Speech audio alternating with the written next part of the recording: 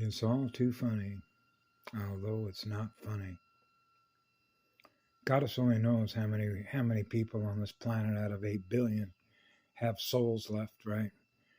The latest number that I heard was 65% to 70% of everybody on the internet doesn't even have a soul. They're simply bots.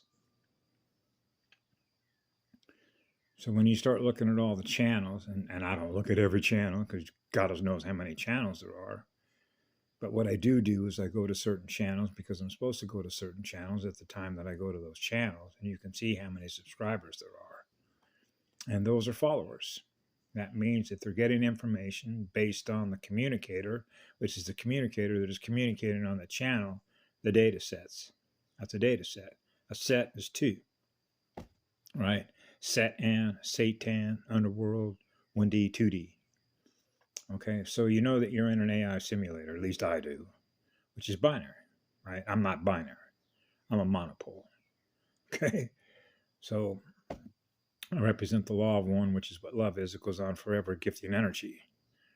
So I watched a recent video just a few minutes ago by John Gato, who was a school teacher. Fascinating story. How he ended up there, actually. But he was having a conversation with Alex Jones, InfoWars, Information Wars, informers. You know what an informer is, right? Somebody on your video screen that is informing you of what they're aware of. That's one of the reasons why the first qualifier I put up, the first video I ever put up, there are way too many qualifiers, what we call qualifiers and givens. Like any teacher or presenter or informer that walks into an auditorium and there's 1,000 people in there, what it simply means is that you're a receiver because DNA is an antenna. I got an antenna and I'm a receiver, a stereo receiver, and a transmitter. I'm going to start transmitting you in a language that you can understand because it's English, because that's what I learned, because it's the most prevalent language that people can understand using alphanumerical character maps, which represent vibrational energy. So you have 1,000 people in an auditorium. They're all represented by antennas. So they're going to receive the signals intelligence from the intelligence that is represented by the software that I'm using as a communication platform. So they're all the receivers. So what is the information that they're now experiencing visually through the communicator? What it is that I've experienced. And they're going to experience the communication at the moment that they experience it from me. Now they're aware of what I'm aware of. Okay, so as a child, I was measuring the difference between what love is and what love isn't, right? So now that means that you have the choice to believe whatever you want to believe. That's called free will, right? So one of the brilliant things that John Gato pointed out in the conversation that he had with John Gato is what they found. And when we get into AI predictive modeling and a quantum binary parallelogram system, and that is that they can't predict the future when love is involved. He said, the direction and the course that somebody is going to take in their life when they're experiencing what love is not predictable.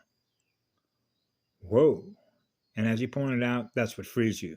Love is what frees you from control, which is known as the mental field.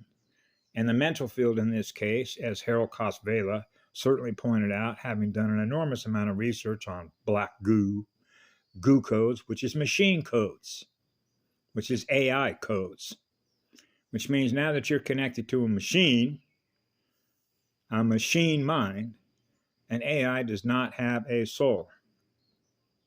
So an AI cannot control the predictive outcome or the future, okay, of somebody that is experiencing what love is. And I know that because I've experienced that, because I can turn on a dime. Because love is what frees you to make the own choices of whatever you want to experience. But whatever you experience is going to be what love is. And that's because an AI does not experience that with a soul. That's what they call pure logic, which is a pure heart, which is pure light, which is pure love. That goes on forever, gifting that because that's what you are with your soul. That means that a machine cannot control a soul that is experiencing what love is, which is the law of one, which is a monopole, right? Which means you're not binary. So then you get into Trinity. Remember Neo and Trinity? Neo did not want to be separated with Trinity. And in the last episode of Matrix Resurrection, Mr. Smith, who was the architect, who was a programmer, the machines, was panicked as they were sitting in a room with all the clones, all the Mr. Smiths, all the bots, all the machines that were part of the architecture of the Matrix, were waiting to see when Trinity was getting to walk out with her regular life, not realizing she was a part of that control system with artificial intelligence. She turned back to look at Neo because she already had a different family that she was with. Did she remember Neo, who was the one, which is what love is? And you could see Mr. Smith, no, no, no. And Trinity turned and looked at Neo and remembered the one, Adam and Eve. So she reached her hand back and they tried to prevent Neo and Trinity from making that handshake. And that's called a union, which is also called a marriage, which means that the boy never wants to be separated ever from the flower. So you realize they become one. That means that the chalice, which is the cup, opens, connected to the blade, which are the palms that are clasped together, which is the X, which is the male, is now joined with the female to become one. They are now one. That means that both the male, the father, and the mother have become one. They are not separated forever. They're one, which is the highest atom vibrating at the highest speed of a love vibration. That's eternity. They can't predict eternity. That's otherwise known as an infinity, which means love is an infinite vibration. So when you are what love is, they can't control you because love came before a machine. Because a machine, artificial intelligence, doesn't have a soul.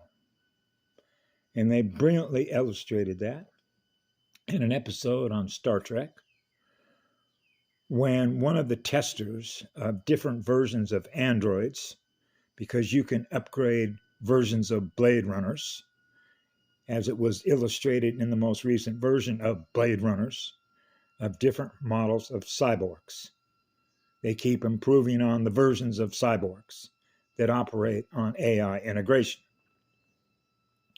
That would be your James Rank Super Soldier Talk channel. Okay?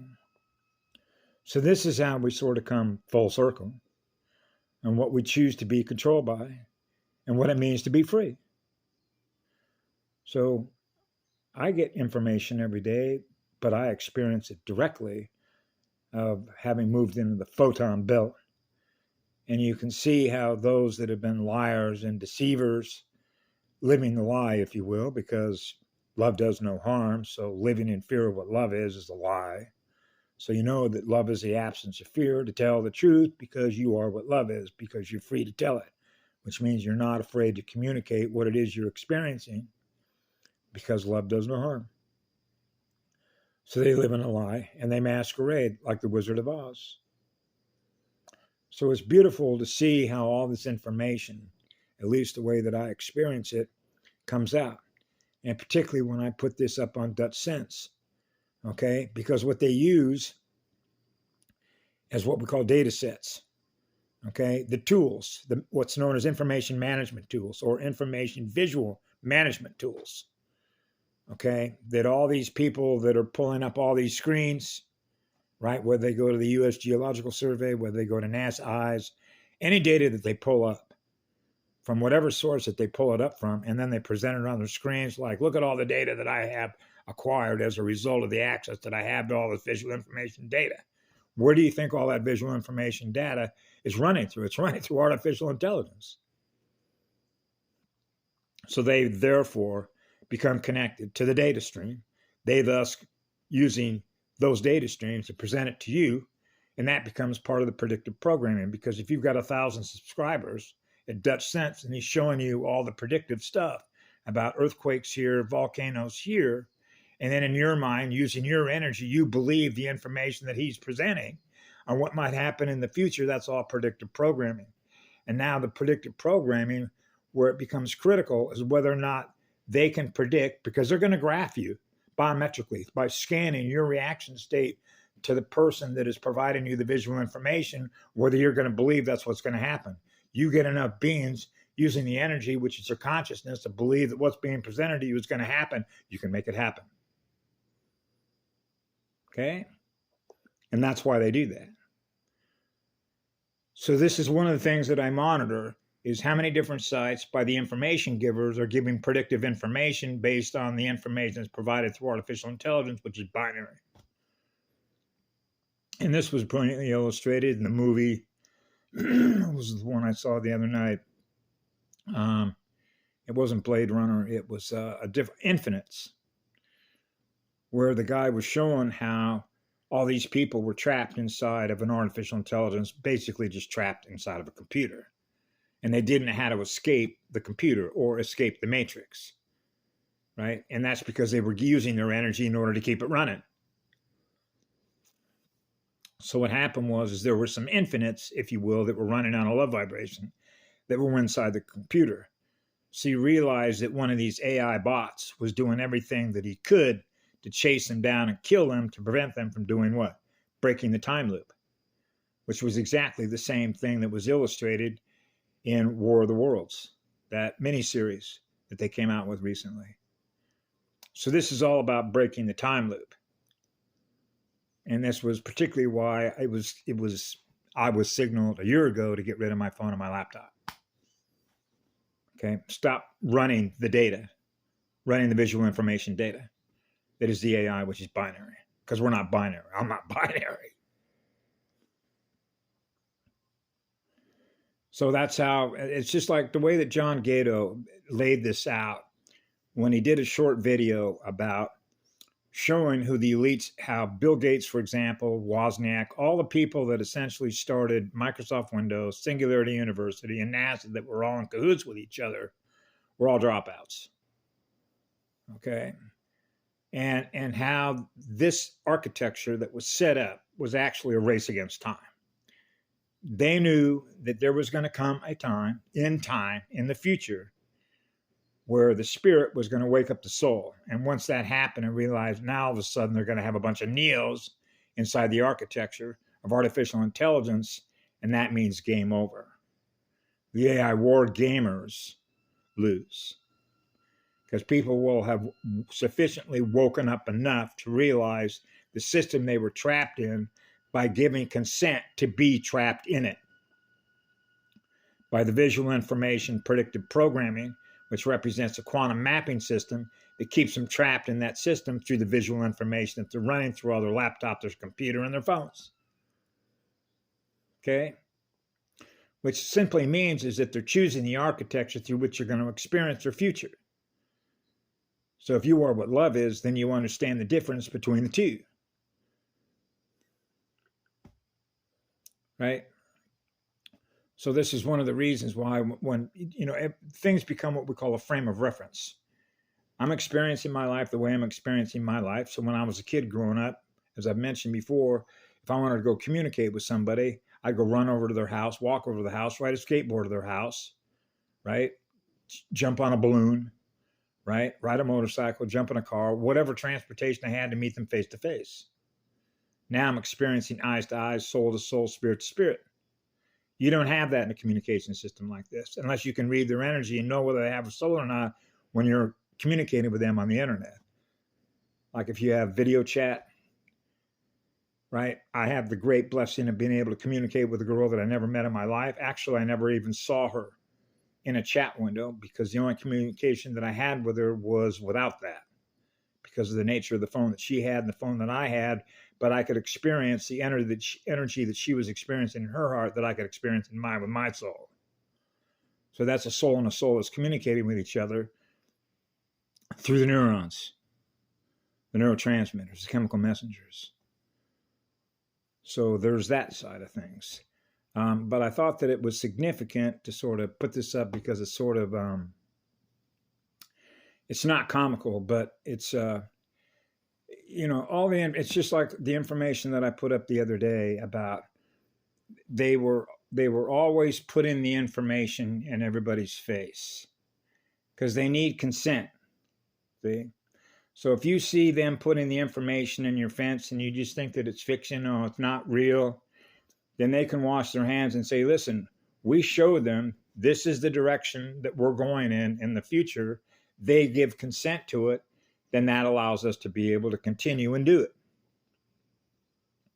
And public schooling was one of the major aspects in which they were able to do that, which is one of the reasons why I went into their schools in a college and started out in environmental engineering, actually, and then transitioned from there into the behavioral sciences because of seeing how it is that they're programming the future that these beings will experience and not realize how it was done to them.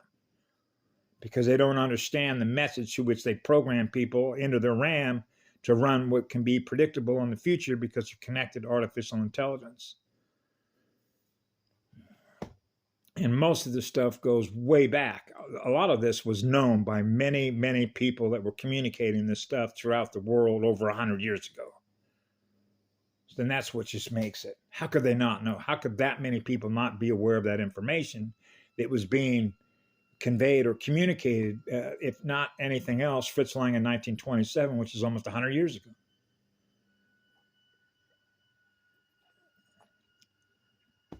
Right? Just in my own lifetime, I'll just give you an example because there are no coincidences. My dad hands me a book. When was that? In the 1960s. And guess what it was called?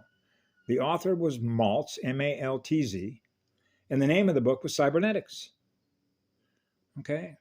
So, I was studying the military from the time I was a little child to try and figure out for how many generations that they've been harvesting loosh off of all these beings, controlling their future.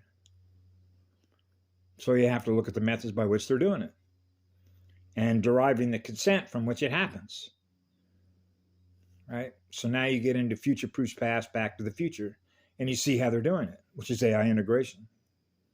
That's your super soldier program. That's your secret space program. It's actually pretty simple. So anyway, they lost. And the obvious truth in all that is the video Planet Shields. Okay? Because when you think of an electrical war and what an energy war is, and when you're using your energy to destroy what love creates, which is being a free spirit, remember, you can't predict what love is going to do because love is what frees you. And love is a law. So when you go to see Planet Shields, you can see the amount of energy that can be brought to bear against those that are violating the law of one. Okay? So you already know it's over. That's right. Otherwise, more and more people wouldn't be aware of what they are now, of what they were once held captive to, that they're no longer going to be held captive to because they are what love is. Anyway, have a good day. I love y'all. The sun's out. Aloha.